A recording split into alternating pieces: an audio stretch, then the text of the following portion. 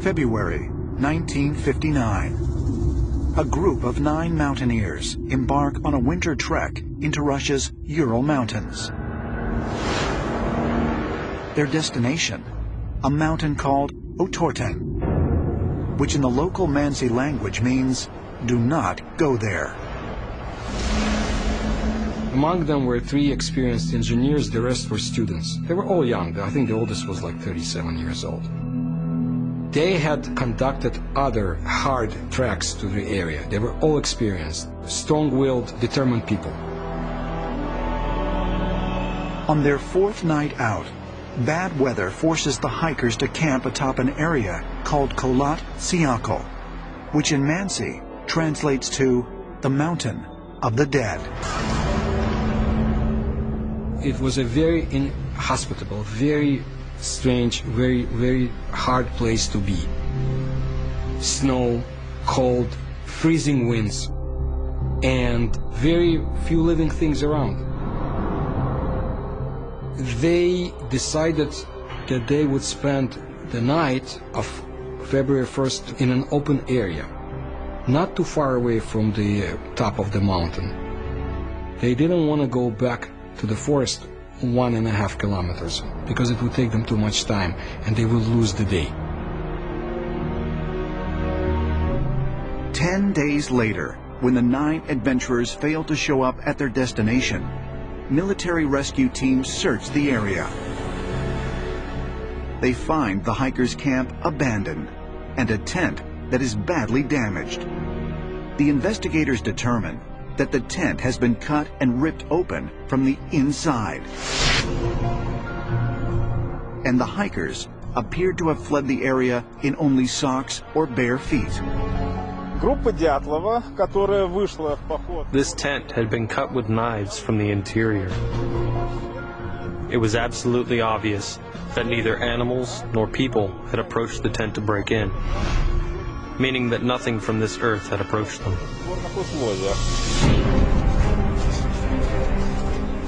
Something was pushing them to run away without taking any clothing with them, without taking any supplies.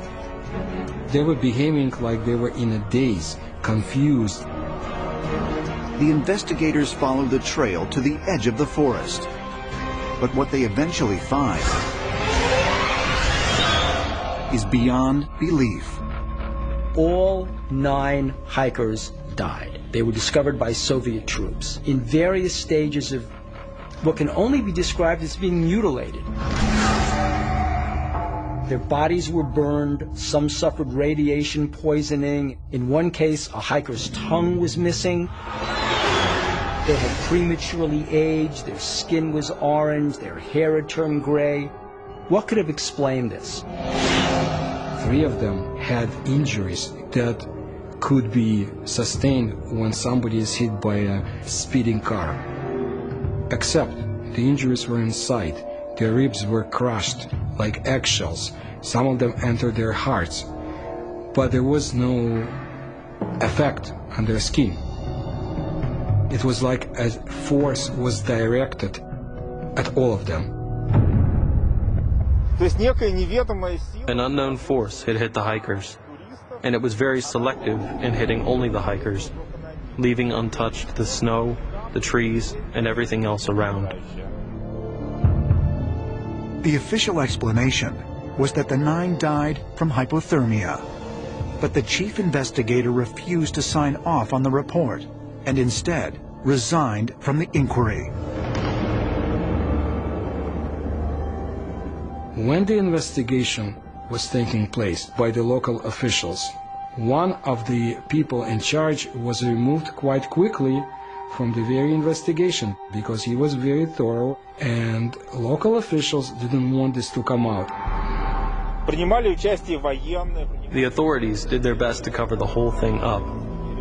And to a more serious story now, the sole survivor of a Soviet mountaineering expedition that ended in 9 gruesome deaths has passed away. Yuri Yudin was 76. The deaths of his fellow climbers, known as the Dyatlov Group after its leader, have never been explained and have inspired much speculation. Primetime Madina Kochinova can remind us of the mysterious details of this expedition. And just tell us first, Madina, good evening, what happened to the Dyatlov Group?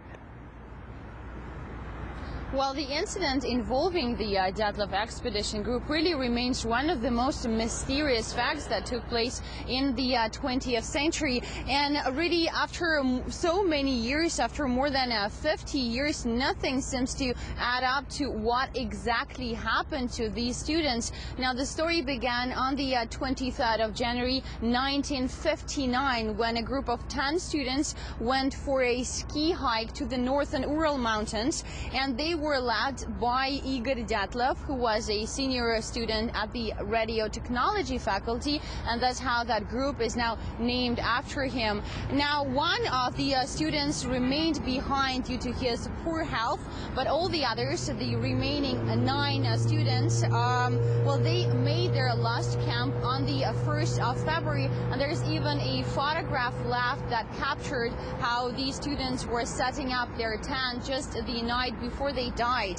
Well, the hikers, well, as no signal came from the hikers on the set date, and now a search team went to look for them, and just 6 days later, they discovered the tent that belonged to these students, and the tent really seemed abandoned, and it was slashed from inside with a knife, and most of the belongings of these students were left there, and it really seemed that the students were leaving the tent very quickly and in a rush. Now, the first bodies were discovered the same month, and 2 of them were discovered wearing only their underwear, and they also had burns on their arms and feet, and the investigators at that time said that it really seemed that as they were coming back to the tent.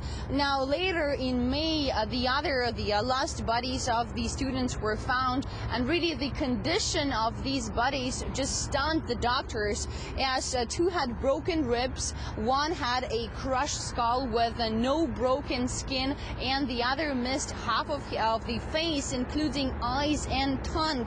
Now, after that really scary revelations and foundings, a number of different investigations started, both formal and led by independent journalists and scientists. Now, Soviet investigators determined that the hikers were in no state to overcome an elemental force. And after so many years, it really is still unclear well, how and why these 9 students left their tent in the middle of the night, and they tore it from inside, and they just went into heavy snow and the temperature, which was minus 30 degrees.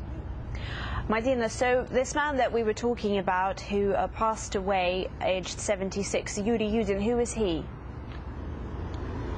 Well, Yuri Yudin was the only surviving member of the group of 10 Russian students that died in, as I've just mentioned, these mysterious circumstances, really. And throughout his life, he was leading his own investigation, and he believed that the Soviet military had been responsible for the deaths of the students in some way. He said that the government has set some military tests in that area, and that was the main reason behind the deaths of his friends. Now, he even recalled that the authorities at that time, during the first investigation, were more interested in how and why these students wound up in that area than in how and why they actually died and from what cause. Now, reportedly, he was also once asked that if he had a chance to ask God just one question, he said that that would be what exactly happened to his friends that night. So he died, as you just mentioned, at the age of 76, and he will be buried in a common grave in the native city of these students in Yekaterinburg. Do we know any official results of an investigation that was carried out to determine what had actually happened?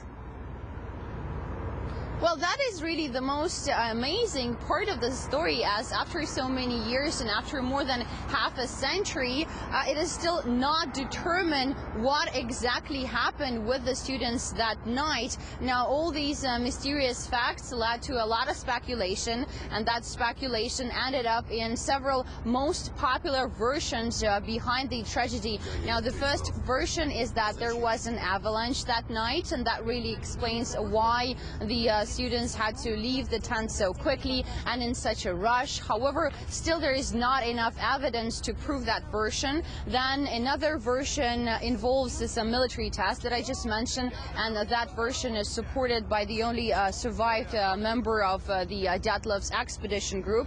Then there is another version that it was a mass murder and it was conducted by some non-identified people. However, it is really clear that there is no evidence to prove that version as well. And there are other really mysterious versions. Some people even say that there might be some aliens in that area and that they murdered the students. So there's also another point here that a second wave of interest just burst out, especially in Russia, after a Hollywood director released a movie which is called the Dyatlov Pass Incident. And it is a horror film, well, no wonder, in which a group of American students shoots a documentary movie which is dedicated to the Dyatlov expedition group. And in that movie, really in the middle, these American students just find that the history is repeating itself. Well, I haven't seen the movie, but it was reported that the movie really received some negative reviews, but still it is a very mysterious story and no truth has been found to what happened with these students. Our correspondent Madina Korchinova, and just to remind our viewers, we are reporting on this story as the sole survivor of this expedition passed away. We're talking about 76-year-old Yuri Yudin. Thank you.